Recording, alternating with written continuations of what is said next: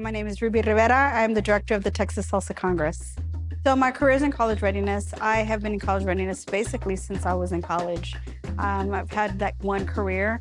I went to UT as a first gen, and I really was passionate towards helping students who wanted to go to college, wanted to have a career, but just didn't know how. And especially given that I didn't have that opportunity, I just became a work study at UT Austin, and that's kind of how my career found me.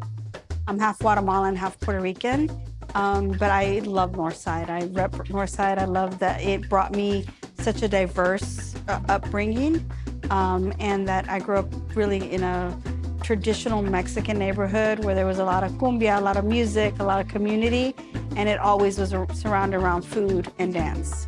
Access drives me, like to provide access and opportunity. So when I started doing the Texas Salsa Congress, I was trying to find a way to bridge how do I provide opportunities for students. So at the Texas Salsa Congress, a lot of the youth we don't charge. And then we ensure that a lot of the performers that come to Houston, especially the international, the out-of-state performers, we are bringing them into Houston already. They're coming in on a Thursday or Friday. Many times we're setting up workshops for them to speak to youth outside before they actually are part of the Texas Salsa Congress. So we've had renowned Grammy winners, we've had traveling performers, choreographers who actually get to speak to the students before most of our events kick off. So that's kind of like our mission, to ensure that that is part of it. And then in my career, I'm also giving those opportunities for students that may want that bridge. In this past couple of years, I've implemented not just college and careers, but art access. So just to give you an example, a lot of the mariachi groups here in Houston, we organized events so that they actually went to places like Texas State and had master classes with the professors there.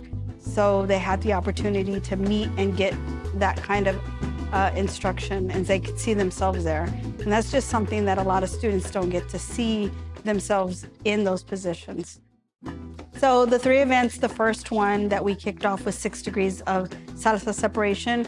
With all my years in Houston and with working with different artists, the goal of that event was to bring different people that have different degrees of separation of salsa, connection to salsa. So we had dancers, we had musicians, we had poets, some that I've known decades and some that I just met recently. So the idea was to bring that connection, to see how we're not that far removed from each other through dance and music.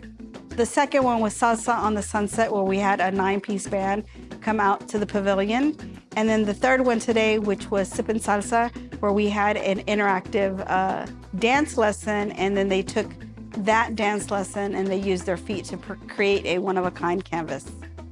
I think when I first started it, the Congress, the mission was to create community and dance around music, dance, and salsa, but it's expanded over the years on what community means, what connection means, and just what I can do with that, with that platform.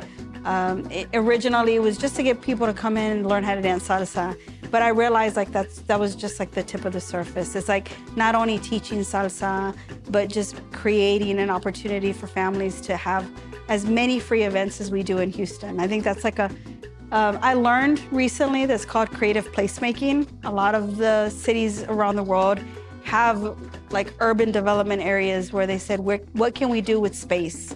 Like in all of different cities, like how can we have creative placemaking? And I realized that our mission is, a huge part of our mission is around creative placemaking, making sure that we bring community to the arts and arts to the community.